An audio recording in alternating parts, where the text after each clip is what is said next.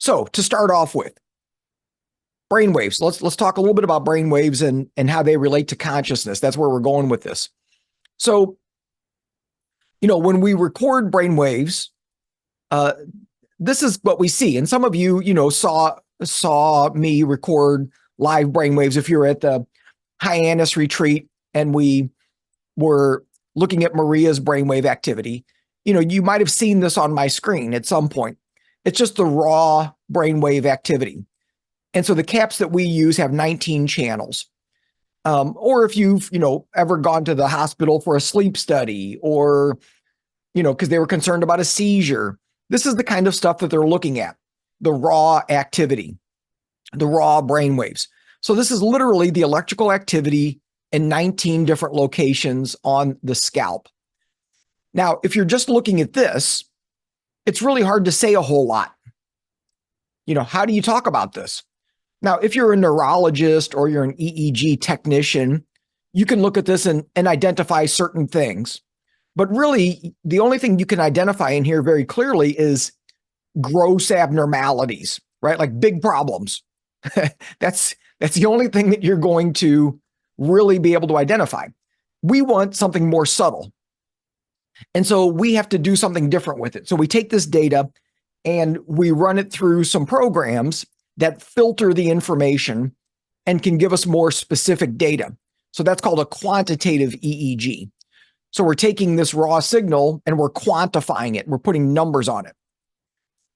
And the way that works, the best analogy that I've come up with so far, and I'm sure I stole it from somewhere, I just don't remember where I stole it from, but using kind of light as an analogy. So if you take a beam of white light and you run it through a prism or you run it through a raindrop, you get a rainbow on the other side. And so this is really a useful way of thinking about how brainwaves work, because what this tells us about white light is that white light contains all of the frequency of the visible light spectrum. White light contains all the frequencies. Red light has a different frequency than blue light, right? But it's all contained within white. You just don't see it unless we filter it. And that's what the prism does, or that's what the raindrop does. It serves as a filter, right, to separate all of the frequencies. So then you can see them clearly. So the brainwaves are kind of the same way. Each one of these lines, each one of these squiggle lines is kind of like a beam of white light. So there's a whole bunch of different frequencies contained in there. You just can't see it until you filter it. So that's what we use our software for. We, instead of using, obviously it's not light, so we run it through a digital filter. And what it does is it separates the signal into the different colors of the EEG bands. So if you want to think about brainwaves as colors, that's what these represent. So everybody's familiar with the terms delta, theta, alpha, beta, gamma. These are kind of the 5 main groupings of EEG brainwaves. And essentially, these are the colors. So some of them are slower, some of them are faster, and they're all contained in that EEG signal. So you can see, this is obviously just a demonstration. This isn't the way real brainwaves look, but you can get a sense of how they work by looking at this little image.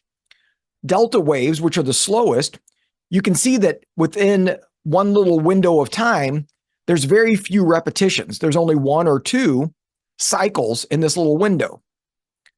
So it's slower, right? There's fewer cycles per second. Theta, it's a little bit faster.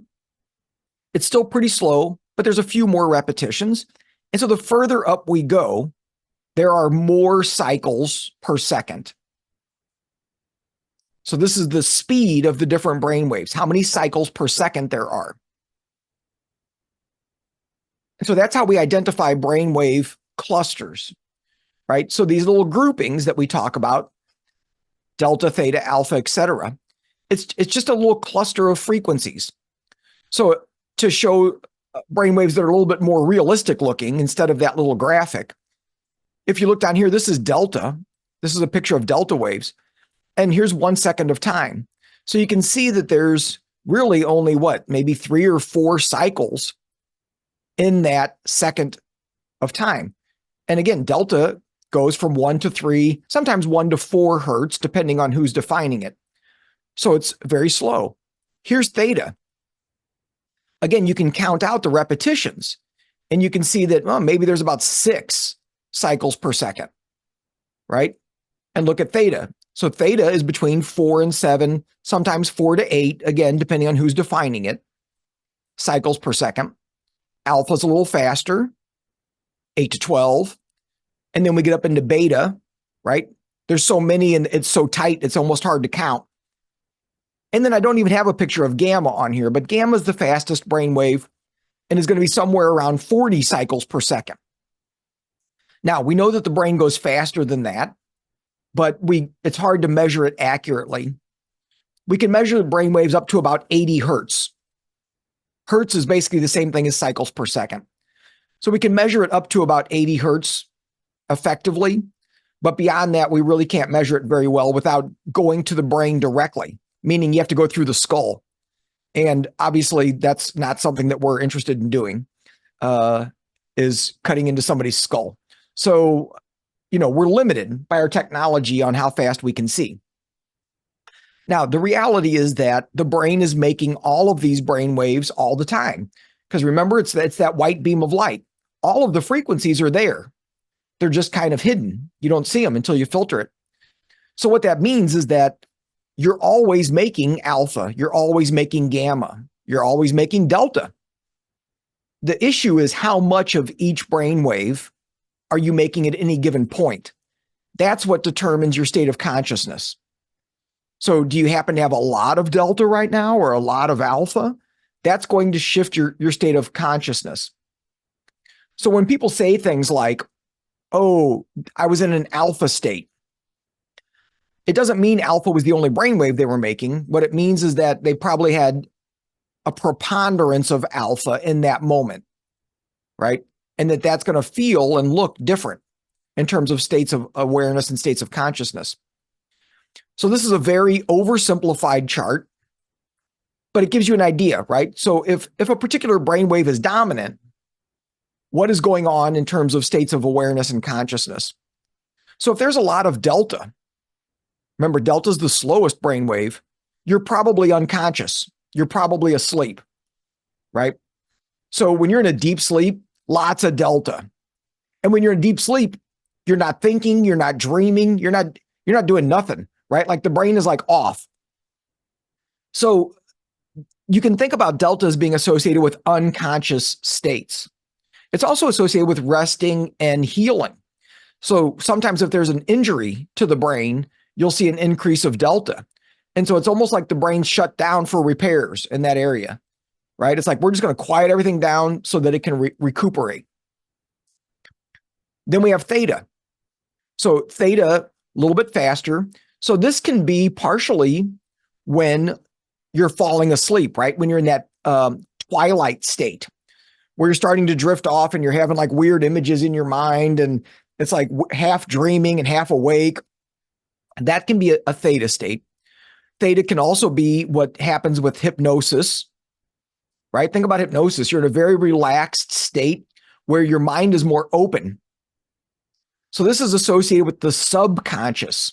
So delta is unconscious, theta is subconscious. So not surprisingly, because of that, it's also associated with intuition and creativity. It's associated with memory. So theta is really important. And of course, you all know that this is one of the main brain waves that we see with different psychic abilities as well as healing. Actually, this shows up a lot with like energy healing and energy work. Theta is easily the dominant pattern that you see. So very important brainwave for us. Alpha is kind of in the middle, and alpha is a relaxed brainwave state. It's an internal awareness. So if you have a lot of alpha, you're probably in your own head. So sometimes alpha is associated with meditation because when you meditate, Usually your eyes are closed, your attention is internal, and you're relaxed. So you can have a bunch of alpha and not necessarily be meditating, right? But it makes sense that there's a connection between those two because they share some similarities. Now, so in one sense, alpha, theta, and delta can all be considered slow brain waves. So we could kind of draw a line, right? And say, okay, alpha, theta, delta are slow, beta and gamma are fast. And so once we get up into beta, then we're into the faster brain waves. And this is really when we think about the brain being active. It's processing information. It's thinking, it's analyzing, it's problem solving, it's decision making, all the stuff that the brain tends to do when we're busy in our day is a lot of beta. And then we jump up to gamma. Gamma is that fastest brainwave. And of course, because it's a fast brainwave, it's also associated in being active, the brain being active, but it's also got these other qualities that are related to things like being in the zone, like being like inspiration. So those aha moments that we have where we just know something and we know it at a high level. That's usually a gamma burst, right? It's also associated with expanded states of consciousness. So lucid dreaming, there's actually a bunch of gamma. During psychedelic states, there's an increase of gamma. When you look at experts, expert meditators or expert musicians, when they are doing their expert thing, there's an increase of gamma. So gamma is very interesting. Gamma is also associated with different psychic abilities as well. So gamma and theta are the two that show up the most with psi abilities, generically speaking. And again, it kind of makes sense because gamma is this sort of higher, well, it's a higher vibration, literally. Literally, it's a higher vibration. So it's got that, but it's also, this idea of integrating high-level information, but without effort. You don't have to try. So gamma and theta together make a nice combo for a lot of the stuff we're all interested in. Okay. Now, let's shift over to audiovisual entrainment. Everybody on this call should be familiar with what it is, but just to repeat so that people listening to this later have an understanding. So it's basically using light and sound stimulation. So flashing lights in the eyes at a particular frequency with headphones that are matching the frequency. So they're using tones going on and off at the same rate as the lights. So light and sound stimulation. And essentially what happens is the brain matches those frequencies. So if you think back to the brainwave stuff that we just looked at, let's pick something simple. Alpha, remember, was between 8 and 12 hertz, 8 and 12 cycles per second. So if you wanted to entrain alpha, you could pick a frequency in the alpha range, say 9 hertz. So you've identified 9 hertz as the target. And if you choose that with audiovisual entrainment, what's going to happen is the lights are going to flicker on and off 9 times a second. And there's going to be a tone in your ears 9 times a second. And so then your brain starts firing 9 times a second, which is alpha. So you're essentially pulling the brain into the desired frequency. The brain will follow. In fact, there's a name for that. It's called the frequency following effect. It's very well known. And of course, this is kind of what it looks like. These very 80s sci-fi looking glasses, and then the headphones. So it's basically that. And then in this case, we're talking about using a specific unit that those plug into your controller box. And so we'll get to that in just a moment. So it's a very simple kind of a setup. Now, this slide is probably the most important for this little orientation, because with those glasses and the headphones, you can choose a whole bunch of different types of programs, right? There's programs that target every frequency that we just talked about. So why would you pick one over another? And again, this is sort of a starting place, right? Because the reality is everybody's a little bit different and it might take a little bit of experimentation. But this is a good way to get you oriented to thinking about how you might decide which frequencies to choose. So we're going to start with the really fast ones, with gamma. So gamma programs are typically going to range between 35 and 45 hertz, right? So that's encompassing that gamma set of frequencies. And this is good for several things. So one of them is like brain brightening. So this is a term we use for activating the brain when maybe there's some cognitive difficulties, or, you know, some like age-related cognitive decline, or some memory issues, or whatever. So brain brightening, you're kind of perking the brain up. There's some other new evidence that gamma actually is really helpful for the health of the brain, especially as we get older. So gamma might be really important just for health, just for brain health. It's also good for this idea of activating higher vibrations. So using it along with different kinds of psi abilities, because, you know, gamma is very much involved in the psychic world with seeing information.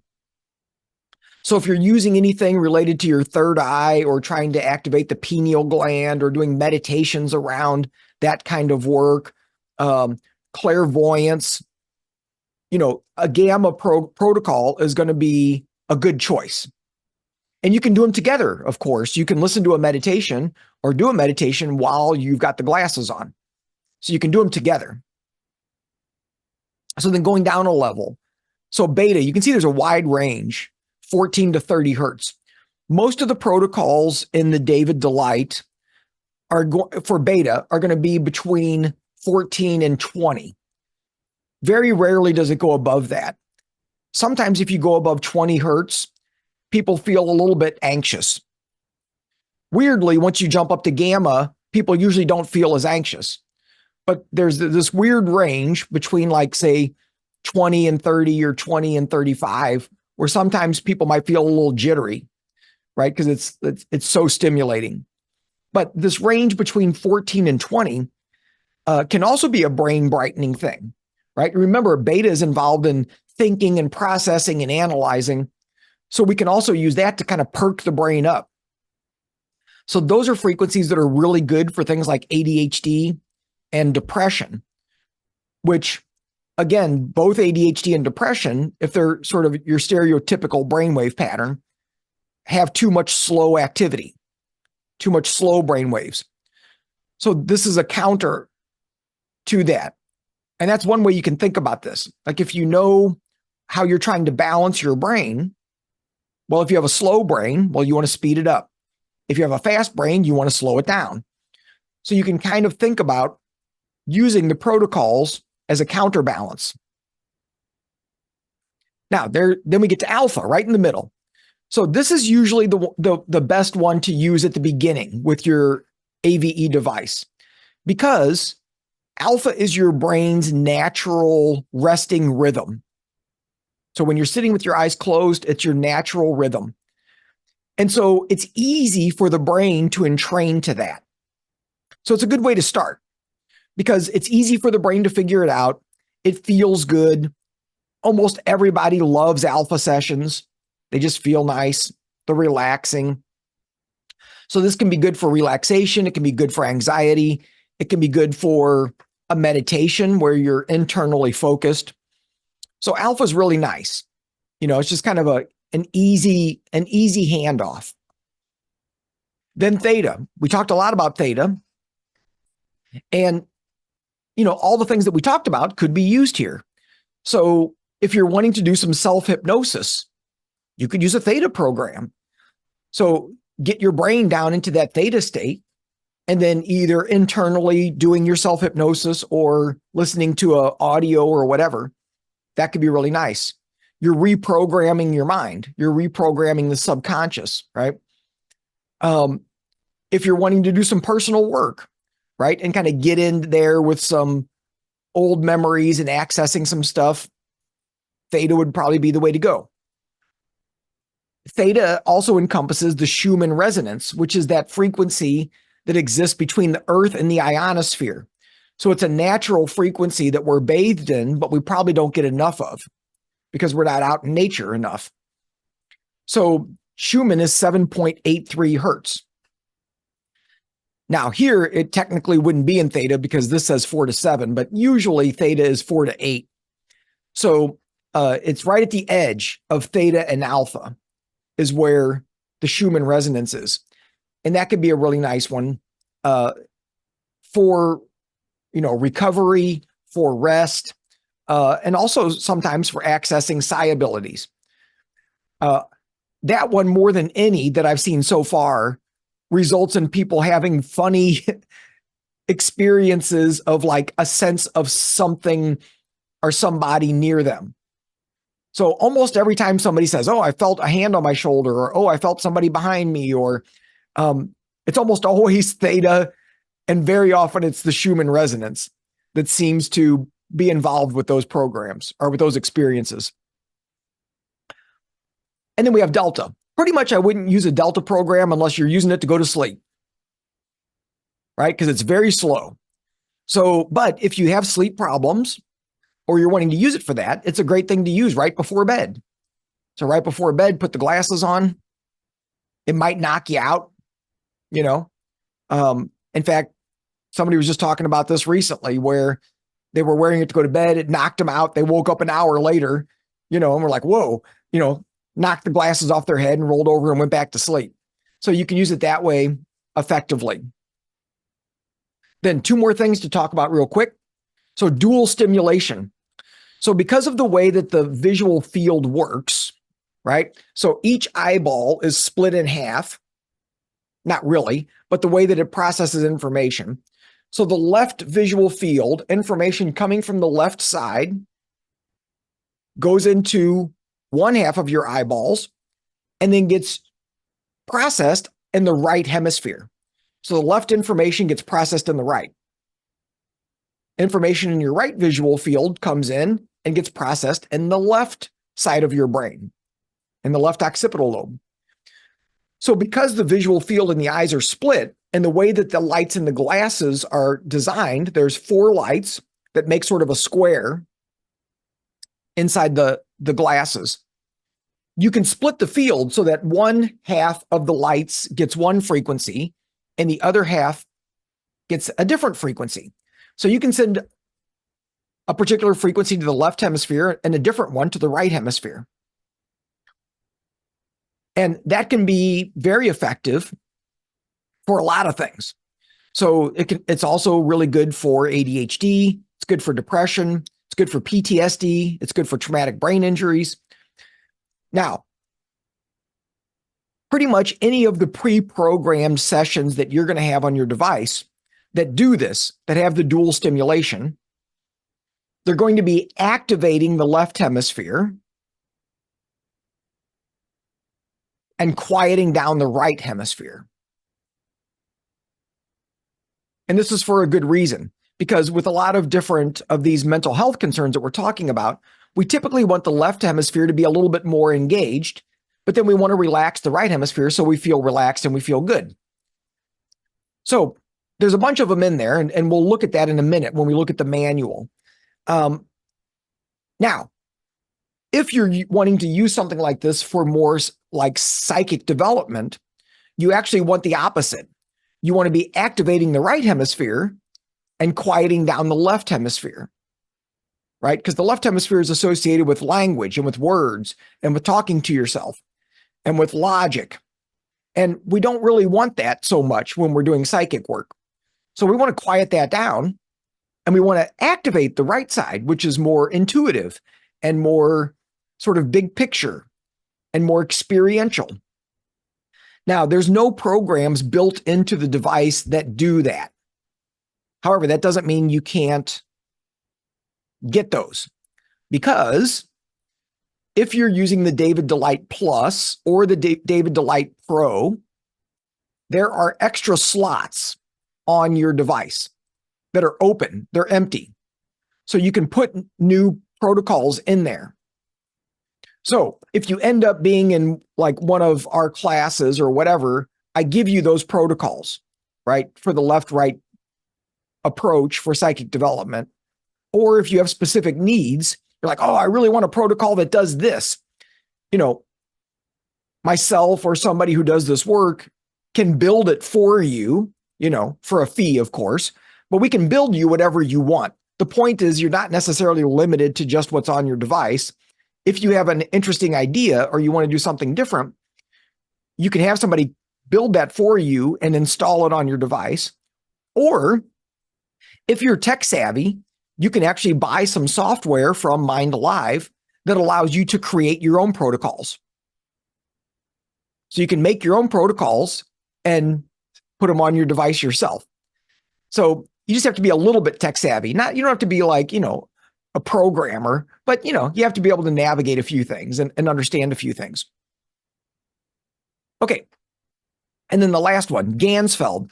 This is another one that's not automatically included on the device, but it is one that can be built out very easily and installed. And what a Ganzfeld does is it's just, it's not pulsing lights. It's not entraining in the same way the other ones are. It's actually just holding one light on the entire time. Usually it's used with red light. Usually it's used with white noise. So instead of listening to the sounds generated by the device, you would listen to white noise from some other application. So this approach is actually really good for spirit communication type work. It can also be, it's also been used in research with a lot of telepathy research, a lot of Ganzfeld work, and showing an improvement in telepathy abilities using Ganzfeld. So that's another one that, even though it's not on the device, it's fairly easy to create or to get it installed.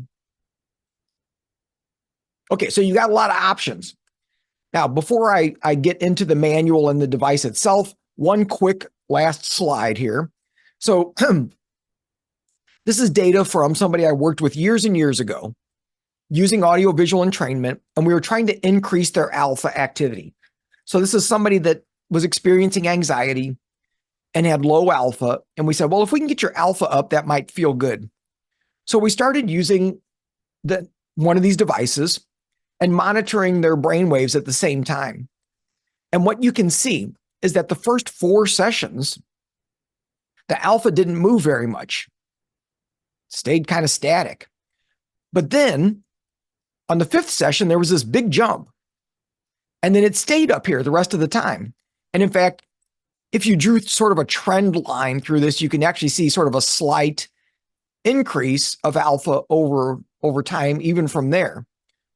So the reason I put this slide up is just to make a point, which is sometimes it takes a second for your nervous system to figure out how to shift into the desired brainwave state, right? So I'm saying this because if you try a session and you try it once and you go, I don't know, I didn't really feel much. I mean, it was nice, it was interesting, but I, didn't really notice a whole lot. It doesn't mean it doesn't work. It might just mean you have to do it a few times and let your nervous system figure out how to really engage with that stimulation in the most effective way possible, right? So it's really more, this slide is really more of just an encouragement and just also being aware that, again, everybody's different. Sometimes it takes a few times. All right, so I'm gonna stop sharing my screen here because now I'm going to get specifically to the device itself. And so there's really just a few things that I want to talk about because, this device, because it's self-contained, it's pretty easy. Everything's kind of pre-programmed for you. You just have to make some decisions. So the first thing I want to do is talk about the manual. So at least, I'm not sure if I have the exact version that anybody watching this is going to have. For me, it starts on page 9. There is this kind of chart. I don't know if I can, seems out of focus. It's a chart that basically describes all of the sessions. And it says, delight sessions up at the top. And it's got these little icons. So there's a lightning bolt for energize. There's a little meditation person for meditate. If you flip the page, brain booster, sleep, feeling better. And then the last one is gamma/user defined. So I want to talk about each of these briefly. So you've got 6 categories of programs to choose from. And, they do a pretty good job of describing kind of what the general idea is with each of these. What I want to point out is a couple of things that you may not sort of have thought about or may not have been aware of, right? So on the chart itself, again, let's see if I can get this in focus. I don't know. At the very end, oh, there we go. At the very end, there is a number that says something hertz, right? So 14 hertz, 19 to 21 hertz, 20 to 23 hertz.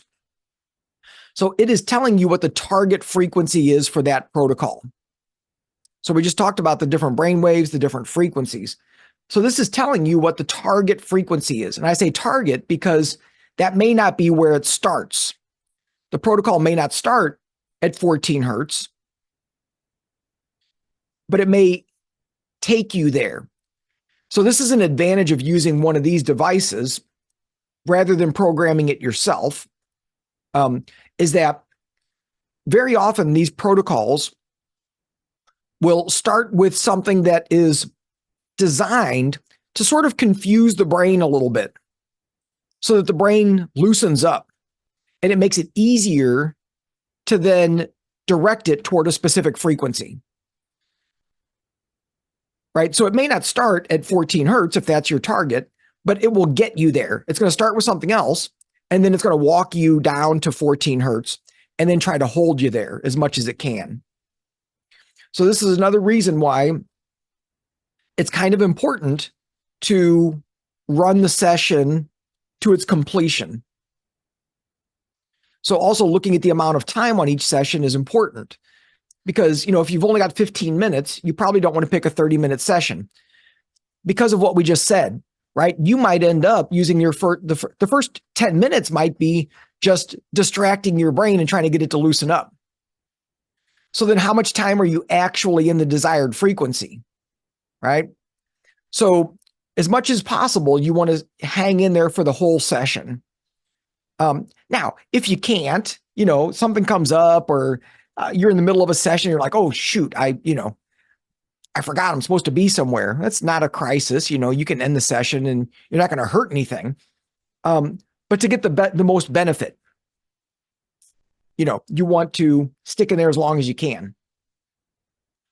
Now, so the first section, energize. Those are all going to be generally faster protocols. And you can see they go up to 23 hertz. Some of them do. And then the 2 at the bottom, I want to just make a quick mention of. There's one called mental flexibility and one called roller coaster. So those are both shifting and moving the frequencies around. So again, those can be really good ones for just trying to create more flexibility. And I love it that one of them is even called mental flexibility. That's great. Right? So maybe you're not necessarily trying to get into a specific state. You just want to like loosen your brain up. Right? Those would be nice options. Okay, the meditate category is the next one. And again, if you look at the target frequency, none of them go above 10 hertz. Right? So they're all kind of in that alpha or theta range. So remember, alpha is going to be 8 to 12 hertz, and theta is going to be 4 to 8 hertz.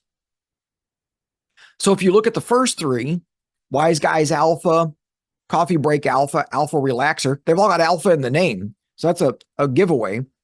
And then look at the frequency. They're all right around 10 hertz. So 10 is right in the middle of the alpha spectrum. And that's an easy place to go. It feels good. It's actually also good for people that, again, that kind of cognitive stuff. If people are experiencing a little bit of cognitive slowing, using something around 10 hertz or even a little faster, like that first one, Wise Guy Alpha, it's just a little bit faster, 10.6. And if you read what it says, it's been shown that people with fast running alpha waves have a higher than average IQ. So you can use it to actually kind of like boost your, I'm not going to say boost your IQ. I'm not going to say it makes you smarter necessarily, but you can sort of speed your brain up a little bit. And that can be a helpful thing. Now, the last two in this category, the Schumann and theta. So there's the Schumann, and you see the frequency, 7.83. Well, this just says 7.8, but that's what the Schumann resonance is. Perfect. That's that energy, the electromagnetic energy between the Earth and the ionosphere. And then the last one is theta. So that's down there, right? 5.5 hertz. Woof, that's getting slow. So if you have a hard time staying awake, like when you meditate or you relax, if you conk out, a theta protocol is going to really be difficult in terms of staying conscious. I mean, it might feel really good, but it can just knock you flat out, right? Because it's a really slow frequency. So one of the things that happens naturally when we get tired is that the brain starts producing more theta. This is why, by the way, like when we're tired, we're sleep deprived, we don't think as well. We make bad decisions, we're grumpy, whatever. It's because we have all this theta and we can't think clearly. The brain's trying to make you go to sleep. So when you're tired, the brain ramps up theta and says, go to sleep, right? So if you already have trouble staying awake, using a theta program may not be ideal, especially if you're trying to stay awake. You know, if you want to go to sleep, then that's going to work great. Okay, flipping the page, brain booster. So sessions to help you focus and concentrate. Now, if you look at these protocols and you look at the frequencies, you're going to see that a lot of them are split. So it's got one frequency for the left hemisphere and a different frequency for the right. Actually, I even said that wrong. So let me hold it up here just so that, you know, we can see the left versus right. It says LR. Now, this is important just in terms of your own understanding. Remember that information from the left visual field goes to the right brain. It crosses over. Information from the right visual field goes to the left brain. So when it says L and R on here, they're talking about visual fields.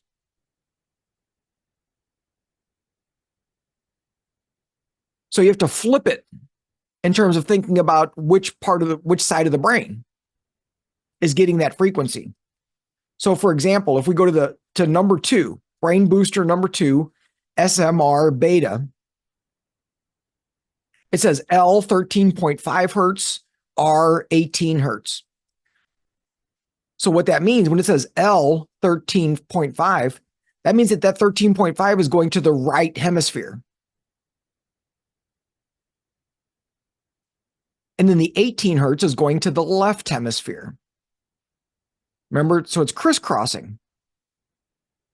So it's a little confusing when you first look at this. Now, this is important because of what we said earlier, right? Because all of these are going to be designed to activate the left hemisphere more than the right. Every single one of these. So again, if you're wanting to use a program specifically for psychic development, you probably don't want to use these. These are going to activate the left more than the right, and that's not what we want. But these are great for other things, right? Um, in fact, I use these sometimes if I'm feeling kind of groggy or I've got a really busy day and I need to be focused and I need to be in my left brain. This can be really helpful, right? So this is another thing that's really nice about this kind of technology is you can mix and match things. It doesn't have to be like you only use one program, right? It's like, well, what do you need today? I had one guy years ago that I had worked with, and he bought one of these devices and was working with it. And this is when I worked at the University of Missouri. And he graduated and he moved away. And he contacted me a year later. And honestly, I didn't even remember him because I think I only saw him once or twice. And then he moved. And he called me and he had a question. And he told me that he'd been using this device 3 times every day and wanted to know if that was okay. And it was like, well, and I said, well, what are you doing? And he said, so in the morning, he used one to perk him up. So instead of drinking coffee, he would use an activating one in the morning. And then at his coffee or at lunchtime, he would use an alpha program just to kind of like relax him a little bit, drop him down a notch. And then at night, he would use one to help him go to bed. And it was like, well, I mean, you're not really going to hurt yourself. Now that's the most extreme I've ever seen it. But the point of bringing it up is that you can use whatever protocol you need on that given day or that time, right? So, and again, you're not going to hurt anything. In fact, there's good evidence that using light stimulation like this, regardless of the program, increases brain blood flow and helps produce a bunch of feel-good neurochemicals in your body. So just using any of them, you're getting certain kinds of benefits. Okay, sleep. I don't need to say a whole lot about sleep, but I will make a couple of comments because if you look at some of them, there's another Schumann on there. It's just a longer one, right? There's one that's called Meditate to Sleep. Somebody just talked about this yesterday in one of our groups that they tried this and they liked it, right? So it's going to start you up in theta at the very top of theta at 8 hertz. And then it's going to gradually walk you down to 3 hertz into delta, right? So you're starting in this kind of more alert theta state, and then it's gradually just bringing you further and further down until it knocks you out.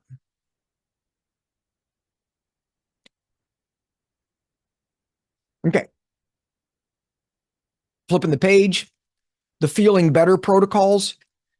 You're going to see a couple of things here that are interesting that I just want to point out. So Mood Booster 1 and Mood Booster 2 also have a split frequency, and it's semi-similar to what was on the other page. It's a little bit different, but it's similar. Again, you're going to be activating the left hemisphere more than the right. So just be aware of that. Number 3, subdelta. This one I'm bringing up specifically because some people find this one really helpful for pain. So if you or anybody that you know that you're working with or that, a family member is experiencing certain kinds of pain, this one can be really effective. So it might be worth trying. It's very slow, right? 0.5 to 1 hertz. So it's going to be almost like this. Womp, womp, womp, right?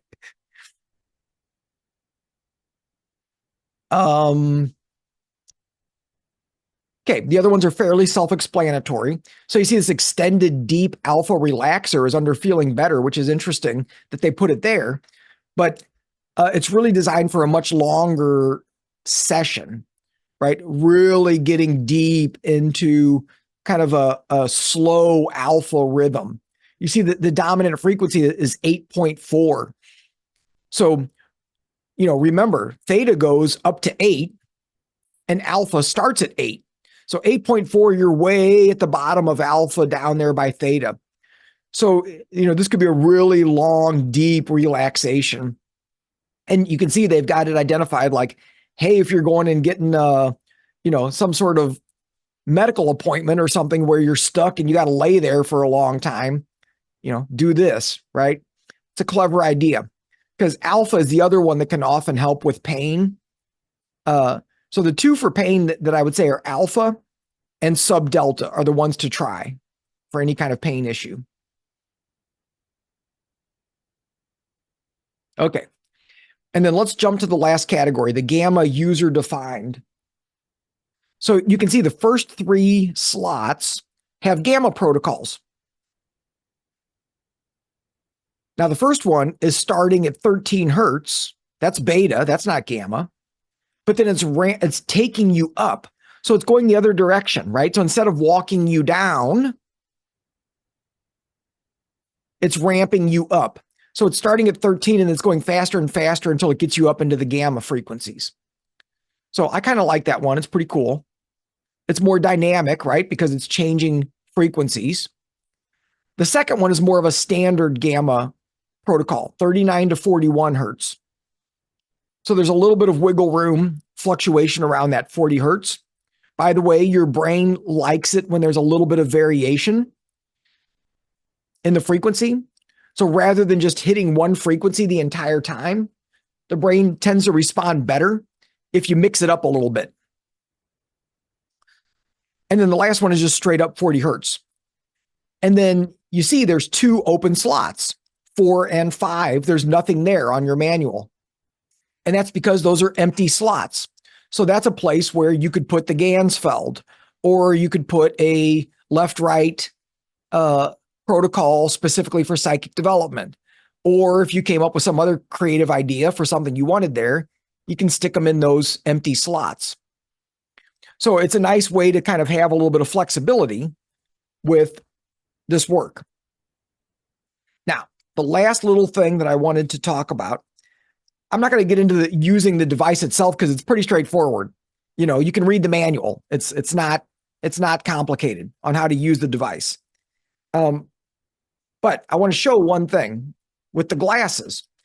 Now, depending on which system you purchase, you might have just white light glasses, or you might get the multicolor glasses. If you purchase the glasses through us, through Neuromeditation Institute or Psychic Mind Science, we always do it with the multicolor glasses. And there's a reason for that, because then you can add in color therapy or color theory into all of these protocols. Everything that we just talked about, now you can add color. And so the glasses, these glasses, so if I hold them up here, I just picked a protocol. I don't even know which one I put on. There we go. So you can see I've got, in this case, one side is blue and one side is red. So remember how I said that the visual fields are split. So in this case, I'm sending red. Let's see. Red would be going to the right hemisphere and blue would be going to the left hemisphere. So you can send one color to each side. And so all you have to do to change the color is click this little button up at the top. So there's little buttons on the inside of the glasses. So if I press, it's a little hard to see here. Boy, I wish I could get a.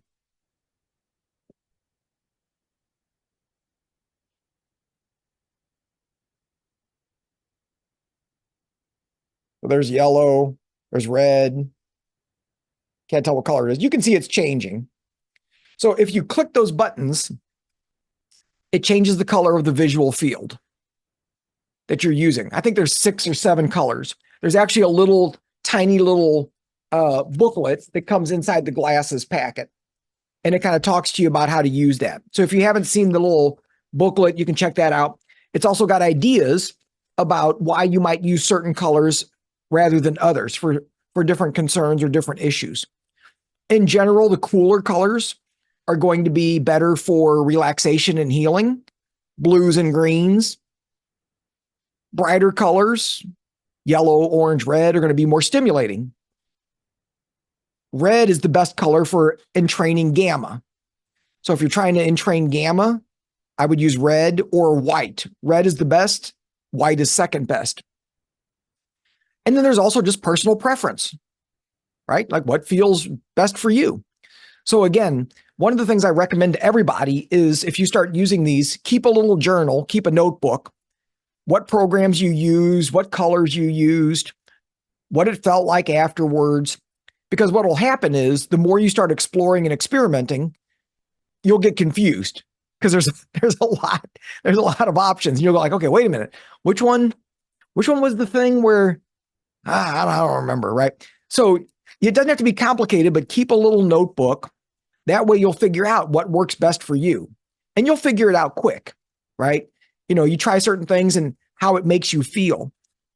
Another thing, you can trust your intuition, right? So if you do a program, or not even that, let's say you've been playing with it, and then you wake up one morning, you're like, oh, I'm going to do an AVE session, and you're drawn toward certain protocols, or you're like, or you don't want to do certain protocols, but maybe you don't have a good reason for that, right? Like you're going like, man, I want to improve my mood, but I don't want to do the mood booster protocols. It's like, even if you don't have a logical reason, an understanding of why, trust that reaction, right? Like something in your system is picking up on something that a certain protocol works for you or doesn't work for you. So at some point, kind of ignore your logical mind with some of these after you have a little experience and trust your gut, right? Like what feels right? What do you like? Because again, it may not always follow exactly what I'm saying, because I don't know your brains. I don't know your brains. Anybody watching this, I don't know what your brains are doing specifically. We all have different brains. So that means our brains may respond differently to different things. Okay, I know we're up to the hour, but I want to make sure if there's any lingering questions that I can answer those for you.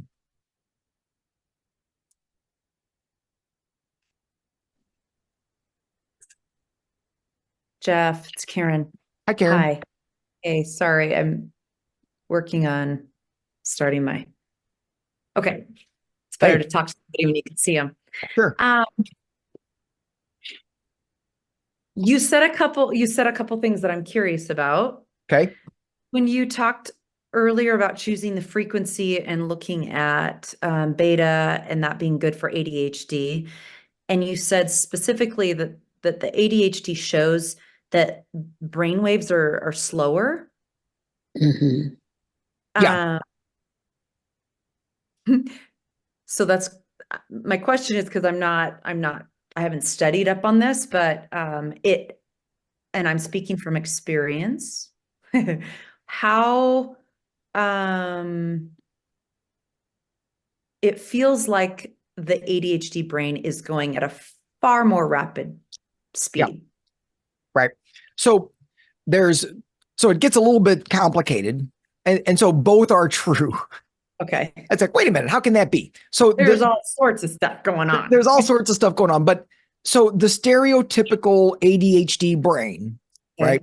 So research that's been done for a long time. The stereotypical ADHD brain is too much theta. Theta is a slow brainwave. So there's too much theta in relation to beta. So there's too much slow activity in relation to fast. This is why, so it means the brain is actually under aroused, believe it or not.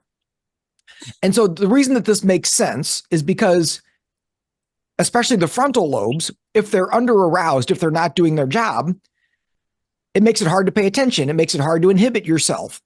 It's also why a lot of people with ADHD seek stimulation. The brain is under aroused, and so they're trying to arouse their brain. So moving, getting out of your seat, talking when you're not supposed to, drinking a lot of coffee, taking Ritalin, right? Like all of those things are stimulating the nervous system so that it's more balanced, right? Now, that's all true. And there's a whole bunch of people out there that have symptoms or concerns that look just like ADHD. So we can call it ADHD if we want to. But when you look at their brains, it's actually a fast brain. It's not a slow brain. They have too much fast brainwave activity. Now, for those people, the issue would that be a misdiagnosis if Maybe, right? It depends, because fast brain stuff shows up all the time with anxiety as well. So if I see somebody who's got a lot of anxiety and they have ADHD, very often the way I think about it is like it's anxiety, and the anxiety is causing concerns that look like ADHD, right? Um, Oh. because ADHD is just a list of symptoms, right? It's not, um, Mm. um, so it just depends on how you want to define it. Other people would say, oh, it's a subtype of ADHD, right? Like there's this subtype and there's this subtype. Um, Okay. and so, without mapping your brain, I can't tell you specifically, right? But you can get some ideas. Like if you say like, holy crap, I feel like my brain's running a million miles an hour. That's a good sign, right? It's telling you something. If you have tendency toward anxiety, that's telling you something. If you tend to be hypersensitive, that's telling you something. If you don't respond well to stimulants, that's telling you something, right? So you can start to kind of discern, like, I think probably my brain's running too fast. Or, so like me, I have a lot of slow brainwave activity. I got a lot of theta, a lot of alpha. I love stimulants. It's a good thing in the 80s I didn't have a bunch of money, because I'd probably be addicted to cocaine, right? Like, Oh no. love stimulants, right? But I've got a slow brain. okay. People that have a fast brain, if they drink a cup of coffee, they're like, holy crap, okay, right? It's like, and not great, because then you're throwing fuel on the fire. Right. So is this a good test that, and my father says this too, it's like when I have just the right amount of caffeine, I can concentrate better. Is that maybe a good test? Like, oh yeah, that's Maybe. I mean, but that's going to be true with just about everybody, right? Because stimulants are going to make everybody to some degree think more clearly and better, right? So it's more like looking at the gestalt of everything. Like what do the patterns suggest for you? That do you tend to have more of a fast brain or more of a slow brain? And and with the AVE system, you could right. try one of the stimulating ones and see how that feels. Try one of the slow ones and see how that feels, right? Because the effects usually happen fairly quickly. After you run a session, sometimes it's not immediate. Sometimes you don't feel things immediately afterward. But in fact, sometimes immediately afterwards, people feel a little foggy for a minute. And then the fog clears, give it 10 minutes or 15 minutes. And then it's kind of like, oh, okay, all right, interesting. Or it may even be a couple hours later. But so try a couple protocols and see, well, which one makes you feel more less ADHD, right? And that might be a good indicator for you. Okay, can I just go through my questions? Yeah, yeah, Since I'm unmuted. And maybe you answered this earlier, and I know every brain's different, but give me kind of what you've seen in working with patients. How how often is a regular practice with, say, you're working on reprogramming, right? Like something for yourself. Let's use ADHD since we've got that up. How what does a practice look like, yeah, and how quickly have you seen results, like in general? yeah. Good question. So typically, if somebody is using the glasses to try to manage something, Mhm. anxiety, depression, ADHD, whatever, typically at the beginning, you want to use it every day or close to every day, right? Okay. And again, like usually you're going to see results, you're going to feel something fairly quickly, right? But the issue is that it doesn't last, right? So Okay, let's say, that's the next question. yeah, so let's say you run it at 9 in the morning, and then at 10:30, you're like, hey, I'm feeling pretty good. And that might last the rest of the day. But then you wake up the next day and it's kind of like gone, right? And so it's like, oh, you need to do it again. Now, one of the things that I've seen is that, at least for some people, if they use it consistently at the beginning, then at some point they kind of hit a point where it's like, I think the brain has kind of figured it out. And it's kind of like, okay, I can do this on my own, right? And so people hit a point where it's like, I don't think I need my glasses today. And then so it starts getting more spread out. Okay. And then I've seen people even use it where it's more like, kind of PRN, right? Where it's kind of like, oh, I feel like I'm getting a little bit off track. So bust out the glasses and maybe I'll use them 3 or 4 days in a row, kind of get myself back on track again. But initially, it's usually good to do it as much as you can to kind of Every like, day, like for a month, more than that?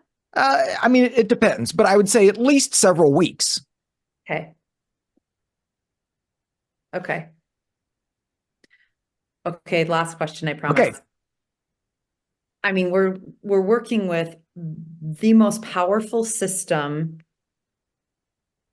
that we have, that we know. How is this, how are these programs developed? Where is it developed? How is it managed, and the safety of it? Yeah. So, the company we're using, and there's other companies that make these type of devices. I just like Mind Alive because I've been working with them for 25 years. They've been around for a while. They're actually a Canadian-based company. You can check out their website, mindalive.com. And Okay. they've got a lot of good research on there. They've got training videos. The owner, Dave Seaver, does, talks and things and usually posts them on there periodically. Some of them can get a little bit technical, but, they've done a good job of making sure that, kind of that there's evidence for what they're doing, that there's science behind it. And, the other thing I would say is that early in the game, they figured out that there's a certain kind of a light that is what is associated with causing seizure activity. And so they don't use those lights, right? They use in their devices, they use a different kind of light. Now, that being said, we still don't want somebody who's got a history of photic sensitivity or seizure activity to be using this. We don't want to, why push our luck, right?